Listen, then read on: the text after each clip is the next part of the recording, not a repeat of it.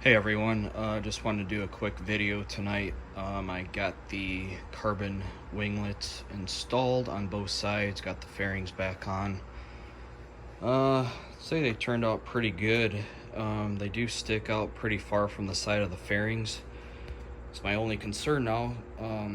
As you can see, I have the Graves diamond cut or no cut frame sliders, and obviously those aren't going to do any good now with these winglets on here. So if I do happen to lay the bike down, I guess they're gonna be sliding on these carbon winglets, which could possibly cause even more damage to the bike. I'm not really sure, but I guess if it happens, it happens. I have full coverage insurance on it, so save all the receipts for all the parts and they should cover everything on it.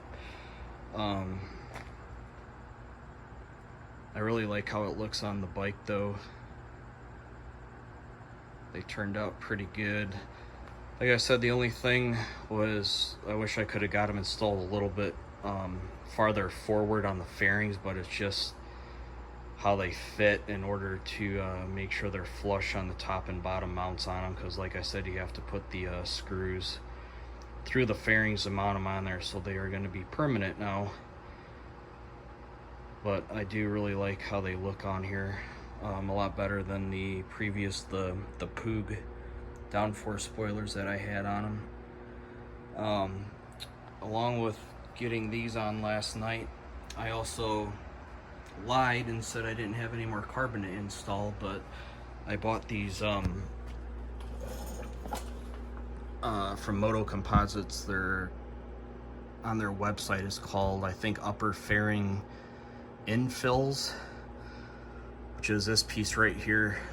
So I had to take the whole front upper cowl fairing piece off again, and then mount this on. There's just a I think a M6 bolt behind this, and this bolts, or there's a little metal clip that it screws into onto the, there's this whole other plastic assembly behind the fairing here for the headlights and stuff, and there's this one M6 bolt to hold it on, and then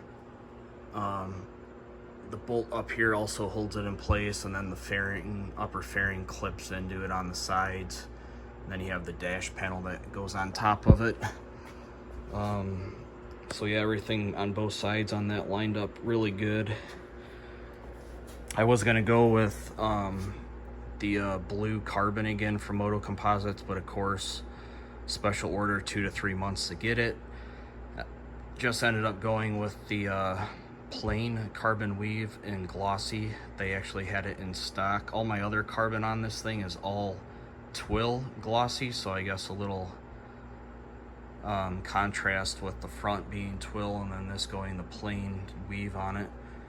But like I said, they fit really good. They're kind of complex pieces with all the cutouts in them and everything. So they mounted up really good on here. And now I am just waiting to get a Melati triple clamp coming from HSBK Racing out on the East Coast. And so for that I had to, the Melati triple clamp has all these slits and stuff cut out in it, and it doesn't have these holes to mount the GPR steering damper. I sold the GPR yesterday, and then I have a Toby Racing linear damper coming from Belgium. Actually a high quality damper they use over in Europe. Oleans wouldn't work either on the aftermarket clamp because it mounts into the side here, but on the Melati triple clamp, the clamp is like in the front on it, so they moved that, so the Oleans wouldn't work either because there's a bracket or something that goes here, so that wouldn't work.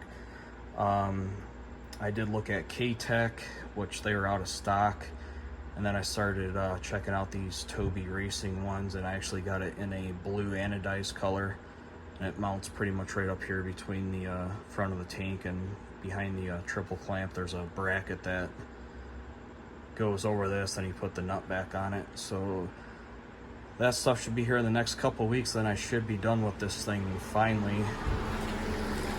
Got 785 miles on it, so a little bit more go to get it broken in, then we should be good to go. Just wait for this heat to go away here in Arizona.